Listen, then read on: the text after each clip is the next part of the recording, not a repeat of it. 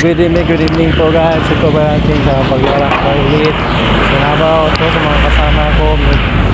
Pero hindi ko alam kung saan na pumunta. Sumasabay lang ako. So dito lang pa sa aking ulitin sa aking pag-vlog. Dito lang tayo. Dito muna.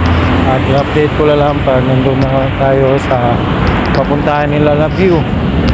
So dito pa tayo mag-iinto at i-update ko lang mamaya pag nandun na tayo.